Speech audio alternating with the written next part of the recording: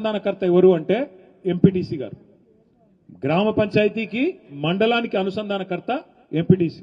అట్లాగే మండలానికి జిల్లాకు అనుసంధానకర్త ఎవలే అంటే ఎవరు జెడ్పీటీసీ గారు. భగవంతునికి భక్తులకి లెక్క మధ్యలో అగరవత్తి లెక్క ఈయన ఉండాలి నిజానికి. కానీ ఏమైతుంది, నాకు కురి చేయాలి గ్రామ పంచాయతీలని ఎంపీటీసీ బాధ్యత అది కాదు. ఎంపీటీసీ గారి బాధ్యత మండలంలో కూర్చొని, ఇప్పుడు ఫైనాన్స్ కమిషన్ అని ఒకటి ఉంటుంది మన దేశంలో. ఫైనాన్స్ కమిషన్ అనేది ఏం చేస్తుందంటే జనాభా ప్రకారం ఇప్పుడు 4 కోట్ల ప్రజలు ఉన్నారు తెలంగాణలో. అందులో పట్టణ ప్రాంతాల్లో ఒక 2.5 కోట్లు ఉన్నట్టున్నారు, పల్లె ప్రాంతాల్లో పట్టణాలలో 1.5 కోటి మంది ఉన్నారు.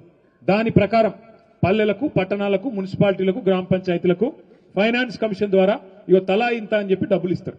ఆ డబ్బులు విడుదలైన తర్వాత 70% పైసలు, ఒక రూపాయి విడుదలైందనుకో ఢిల్లీలో, 70 పైసలు సీదా గ్రామ పంచాయతీకి, 20 పైసలు మండల పరిషత్, 10 పైసలు జిల్లా పరిషత్. ఈ రకంగా రూపాయల 70 పైసలు గ్రామ పంచాయతీ, 20 పైసలు మండల పరిషత్తు, 10 పైసలు మీకు జిల్లా పరిషత్కి వస్తాయి. వాటిని సమన్వయంతో ఖర్చు పెట్టుడు ఎట్లా? సర్పంచ్ గారు, ఉప సర్పంచ్ గారు ఆ ఊర్లో మీరు మాట ఇచ్చింటారు, మొన్న ఎన్ని మాటలు ఇచ్చింటారో నాకు తెలుసు. ఏది కావాలంటే అది చెప్తాను, నువ్వు అయితే నన్ను గెలిపిరా భయ అంటారు మీరు. నాకు కూడా తెలుసు, మేము కూడా ఎలక్షన్లు కొట్లాడినాం. నేను కూడా 5 కొట్లాడిన, ఇప్పుడు 1 కాదు 2 కాదు. ఈ ఎలక్షన్లకు అట్లే ఉంటుంది, ఆపద మొక్కులు లెక్క. ఏది కావాలంటే అది చెప్తా, నాకైతే గెలిపిరా భయ అంటారు. ఏం భయపడకూరి చేసుకుందాం, అవి కూడా అన్ని కూడా చేసుకుందాం.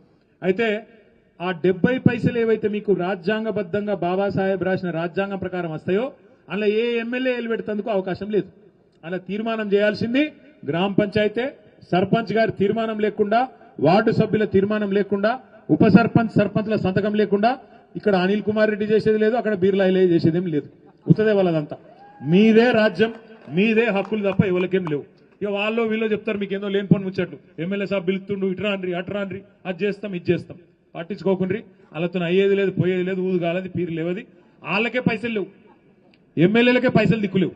ఒక ఎమ్మెల్యే, కాంగ్రెస్ ఎమ్మెల్యేనే ప్రపంచ బ్యాంకు ఉత్తరం రాసిండు, మా రేవంత్ రెడ్డి పైసలు ఇస్తలేడు, నువ్వన్న ఒక 100 కోట్ల అప్పి అని చెప్పి ప్రపంచ బ్యాంకుకు ఎల్లారెడ్డి ఎమ్మెల్యే ఉత్తరం రాసుకున్నాడు. ఇంకొక ఎమ్మెల్యే, జడ్చర్ల ఎమ్మెల్యే కాంగ్రెస్ ఆయన, మాకు పైసలు లేవు, మాకేం పని లేదు, ఏం చేయాలని ఆయన అన్నాడు. మహబూబ్ నగర్ ఎమ్మెల్యే గారు అయితే పెళ్లిళ్ళు పేరెంటాలకు పోతున్నాం తప్ప ఏం పని లేదు, మాకు బేకారు ఉన్నది మా పరిస్థితి ఇంకో కాంగ్రెస్ ఎమ్మెల్యే చెప్తున్నాడు. కాబట్టి వాళ్ళు మేమేదో చేస్తాం, మీకు పెద్దపీట వేస్తాం ఏంటంటే పట్టించుకోకండి.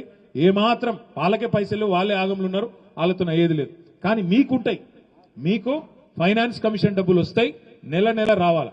అయితే ఫైనాన్స్ కమిషన్ డబ్బులకు కేసీఆర్ గారి ప్రభుత్వం ఉన్నప్పుడు మనం పల్లె ప్రగతి కోసం ఏం చేసినామంటే రూపాయి పైకెళ్ళి కేంద్రంకి వెళ్ళి వస్తే రూపాయి మనం తోడేసి ప్రతి నెల జీతం ఇచ్చినట్టు నెల నెల గ్రామ పంచాయతీకి పల్లె ప్రగతి నిధులు ఆ రోజు కేసీఆర్ ప్రభుత్వం ఇచ్చేది.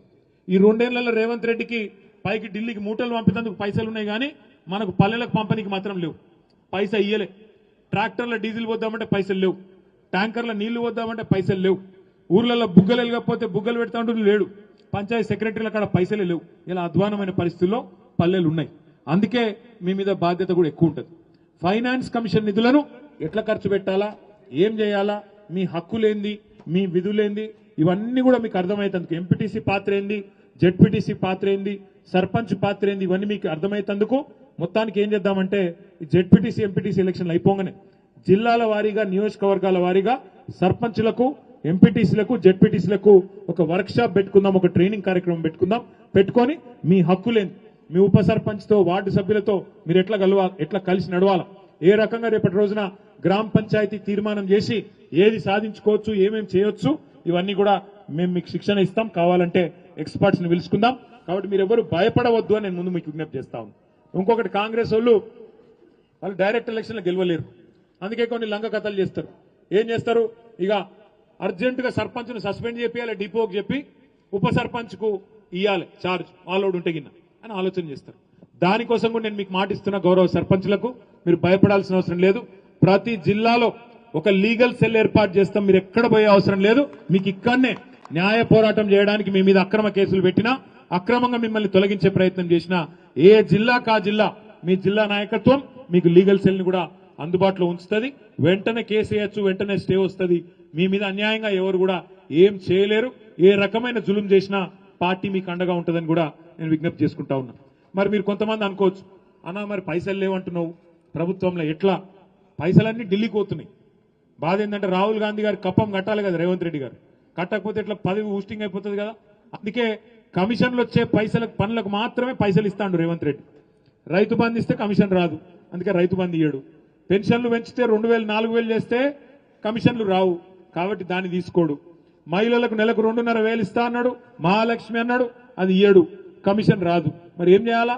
ఢిల్లీకి పైసలు పంపనీకి మూటలకు, దానికోసం మాత్రమే కొన్ని కార్యక్రమాలు చేస్తున్నాడు.